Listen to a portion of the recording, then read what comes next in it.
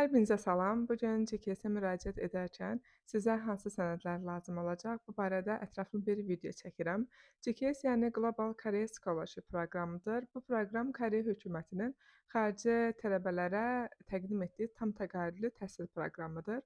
GKS ilə sizin təhsil haqqınız, aylıq ödənişiniz, tibbi sığortanız, uçuş biletiniz, yataqxana xərciniz və sairə 100% daxil olmaqla hökumət tərəfindən qarşılanır. GKS ilə müraciət edən zaman bakalavr, master və ya PhD üzrə sizə hansı sənədlər lazım olduğu GKS-in rəsmi saytında ətraflı şəkildə qeyd olunur. Mən özüm magistraturaya müraciət etmişdim. Buna görə də hal-hazırda master lazım olan sənədlər barəsində məlumat verəcəm. Amma onu da qeyd edim ki, sənədlər demək olar ki, 90% bakalavrla da eyni sənədlərdir. Masterə müraciət edərkən yaş limiti 40-dır. Yəni 40 yaşa qədər istənilən hər kəs masterə müraciət edə bilər. Və GKS-ə müraciət edən zaman siz iki formada, University Track və Embassy Track ilə müraciət edə bilərsiniz. University Track-də yalnız bir universitet, Embassy Track-də isə 3 fərqli universitet seçə bilərsiniz. Onu da qeyd edeyim ki, masterə müraciət edən zaman sizin ortalamanız 80-dən yuxarı olmalıdır.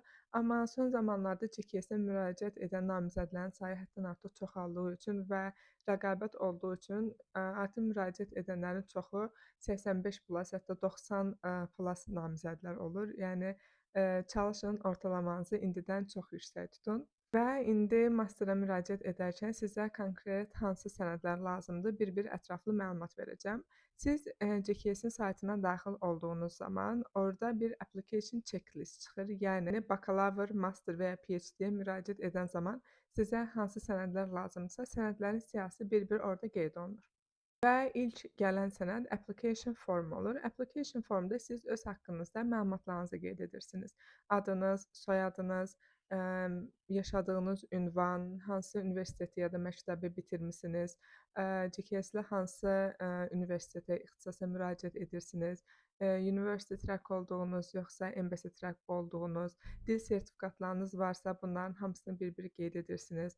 Hansısa könüllü işlərdə ya da təcrübə proqramlarında fəaliyyət göstərmisinizsə və sertifikatlar əldə etmisinizsə, bu sertifikatların hər birinin adı bir-bir qeyd olunur. Yəni application form ümumi namizəd haqqında məlumatların qeyd olunduğu bir sənəd formasıdır. İkinci gələn sənəd personal statement sənədidir. Burada siz özünüzü təqdim edirsiniz, təhsil həyatınız haqqında məlumat verirsiniz.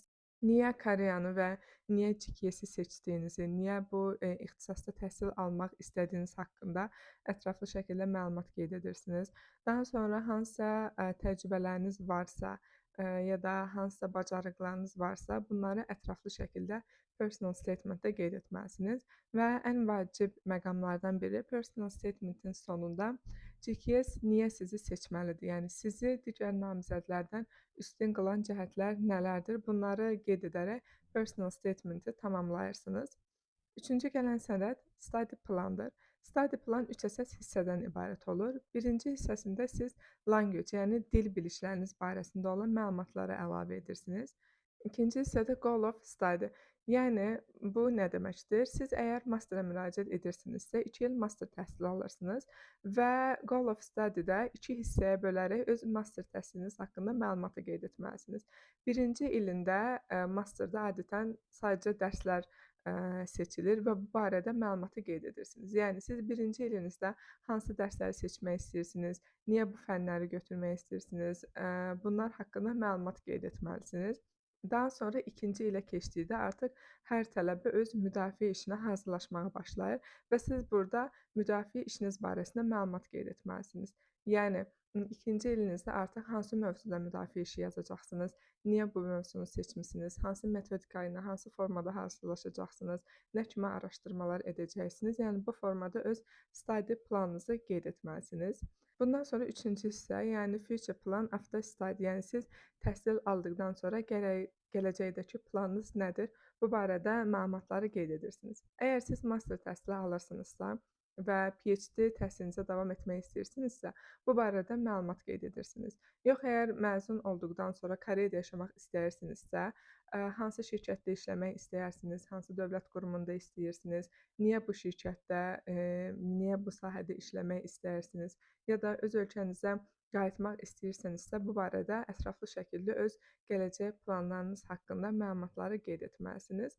Study plan yazan zaman orada diqqət yetirsəniz, xırda bir yazı qeyd olunur ki, yazı Times New Roman və 11 şriftində yazılmalıdır. Buna çalışın diqqət yetirin. Başqa bir formatda və şriftdə yazsanız, bu çox yaxşı görünməyəcək və ola bilsin ki, sənədinizə baxılmasın. Yəni bu kimi xırda detallara çalışın diqqət yetirin. Daha sonra gəlir recommenders information. Yəni burada siz, kimdən rekomendasiya alacaqsınızsa, həmin şəxs bu formaya uyğun olaraq məlumatları, qeyd etməlidir. Ümumiyyətlə recommendation letter, alarkən çalışın sizə ixtisas fənnindən dərs deyən professorlarınızdan, recommendation letter alın. Recommendation letter 2 ədəd verə bilərsiniz. Təbii ki, daha çox olar, 3 ya da 4 də verə bilərsiniz, amma minimum 2 recommendation letter verməyiniz tövsiyə olunur. Daha sonra gəlir GKS Applicant Agreement. Yəni burada GKS-in qaydalarının qeyd olunduğu bir sənəddir və namizəd həmin qaydalarla tanış olduğuna və razı olduğuna dair ad, soyad və imza ataraq bu sənədi digər sənədlərin arasına əlavə edir. Daha sonra Personal Medical Assessment sənədi gəlir. Burada sizin hər hansı bir xəstəliyiniz varsa ya da allergiyanız varsa, bu haqqda məlumatları qeyd olunması tələb olunur sizdən. Əgər təbii ki, heç bir xəstəliyiniz ya da allergiyanız yoxdursa, olmadığını qeyd edərək imza atıb sənədlərin arasına bunu da əlavə edirsiniz. Bu sənədləri hazırladıqdan sonra təbii ki də masterə müraciət edirsinizsə, siz bakalavr diplomunu mütləq şəkildə apostil və daha sonra tərcümə təsdiq elətdirməlisiniz. Əgər bakalavra müraciət edirsinizsə, bu zaman orta təhsil diplomu, yəni atestatınız apostil olunub, daha sonra tərcümə təsdiq olunmalıdır. PhD-yə müraciət etsəniz, yalnız master diplomunuzu apostil və tərcümə təsdiq etdirməyiniz kifayətdir. Daha sonra sizdən sertifikatlar yükləməyiniz istənir. Əgər TOPIK, IELTS və ya başqa bir dil sertifikatınız varsa, onları əlavə edirsiniz. Hər hansı bir könüllülük proqramında ya da təcrübədə olmusunuzsa və bununla əlaqəli sertifikatlarınız varsa, bu sertifikatların hər birini əlavə etməlisiniz. Və buna da diqqət yetirin ki, əgər sertifikatlarınız Azərbaycan dilindədirsə, mütləq şəkildə ingilis dilində tərcümə təsdiq olunmalıdır. Sertifikatlarınızı da yüklədikdən sonra ən sonda artıq pasportunuzun kopyasını da sənədlərin arasına əlavə edirsiniz. Burada ən vacibi nüans odur ki, sənədlər GKS-in göstərdiyi sıra ilə yüklənməlidir. Ən başda dediyim kimi, orada bir application checklist olur və sənədlərin siyahısı müəyyən ardıcıllıqla qeyd olunur.